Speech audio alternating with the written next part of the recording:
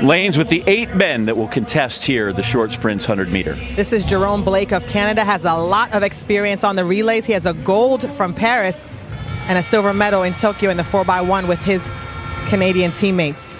Yeah, 1 of 2 Canadian. We got a bet on low Canadian this. Brandon Hickman ran at LSU, North Carolina A&T. 3 times he's gone sub 10, including this year already. So he's fit and shown that he's quick. This is Ackeem Blake. I was waiting to hear the audience because of the crowd, because there's so many Jamaicans here. He ran really, really well. He's already gone under 10 seconds this year. I should pause for Oblique Seville then, too. I'm telling you, it's like a home crowd. Hey, and what's crazy, we're going to go to Philly, and it'll be like that there in Philadelphia, too, right? Absolutely. Jamaicans are mad for track up in Philly. There's Kenny. He's a slam winner already. Dominant in the 200 and really has been sharpening his skills here in the 100. Yeah, a couple of Olympic silver medals. Arnell Hughes, bronze at the World Championships in Budapest. Got a handful of global relay medals as well for Team GB. And added to this field, adding some real class here with Andre de Grasse. He's Canada's king of medals. He has 7 Olympic medals and 5 World Championship medals. There's just no one that compares to him. He shows up when it counts. Yeah, I said to you guys, if this has been Olympic year, I'd like, okay, I'm going to bet on him right now. I don't know what to do in 2025. Benjamin Richardson, 100 and 200 Olympian for South Africa, rounds out the field there in lane 8. So 8 guys, 8 really good guys. Watch for Kenny, obvious there in lane 5, as he is the slam champ from Jamaica. Steve Cram upstairs. Some of the other guys. He's in lane 8. So Oblique Seville in 4. He's one of our racers. Bednarek also, and Zarnell Hughes. The challengers in 1, 2, 3, 7, and 8. I do expect Oblique Seville to have a much stronger showing today. The thing about Kenny in Kingston had a stumble that kind of ruined his momentum. So we'll see if he's able to go through his phases smoother today. Men's 100 meters, race 1 in the short sprints.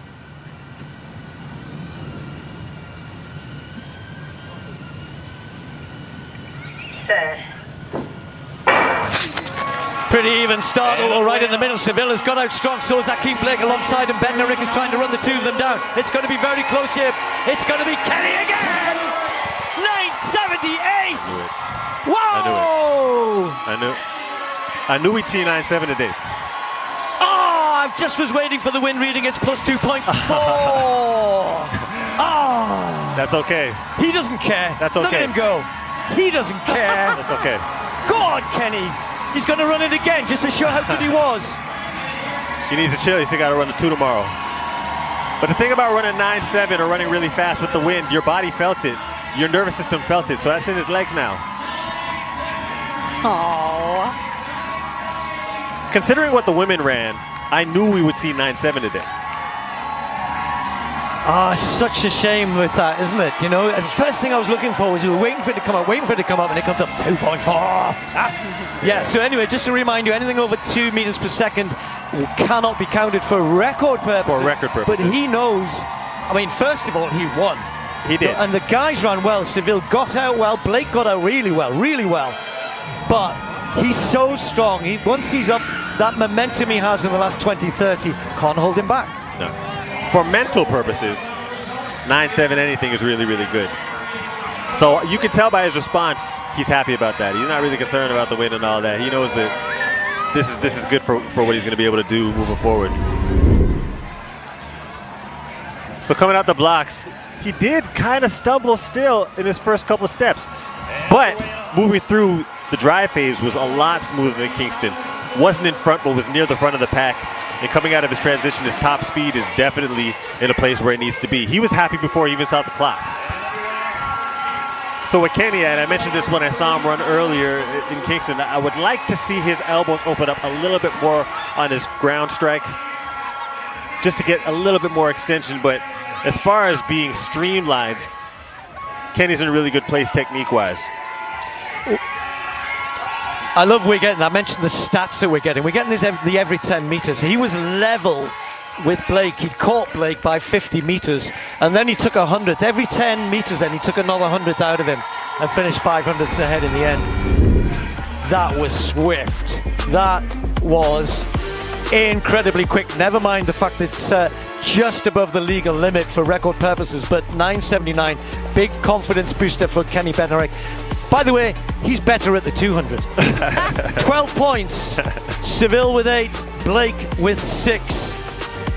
The two Jamaicans were close. They pushed him hard, but they weren't quite close enough. Hughes again, top 4. In the men's 100-meter final at Grand Slam track in Miami 2025, we are seeing electrifying showdown between 3 world's top sprinter. We have USA Kenny Bednarek and Jamaican Ackeem and Oblique Seville are set to face off. The highly anticipated race has everyone on the edge of their seat.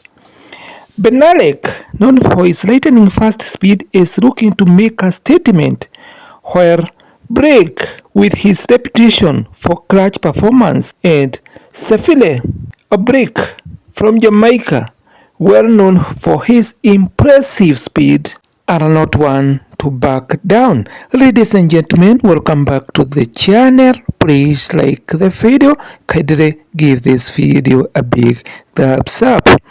And guys, Jamaican Ackeem reputation precedes him. He is a force to be reckoned with on the track and field event, having consistently delivered impressive results. He's got the skills and experience that make him a top contender among Oblique Seville, also from Jamaica, and Kenny Bednarek, all from USA. And guys, Blake has been training hard and fine-tuning his technique, making this race a must-watch. The conditions are ripe for an intense competition. All the athletes have shown remarkable performance in the past, with Bednarek boasting an impressive personal best and Blake consistently pushing the limit of his speed. Their rivalry has been building up for a while, with each athlete looking to undo the other. This Miami 2025 event is more than just a race, it's a class of titans. And guys, the background of these 3 athletes, Oblique Seville, Kenny Bednarek, and Ackeem adds another layer of intrigue to this showdown. Bednarek's rise to fame has been nothing short of meteoric, with his consistent podium finishes making him a household name. Blake, however, has been steadily building his reputation, often pulling off stunning upsets. Their contrasting styles and strength make this race unpredictable and thrilling. The moment of truth arrives and all the sprinters explode off the starting line. The crowd is on their feet as they hurtle down the track.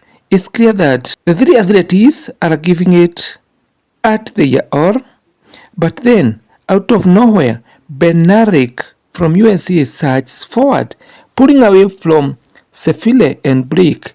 The intensity is palpable as Bednarek crosses the finish line, leaving Oblique Seville and Ackeem in his wake. Kenny Bednarek takes the win, solidifying his position as top sprinter in the world.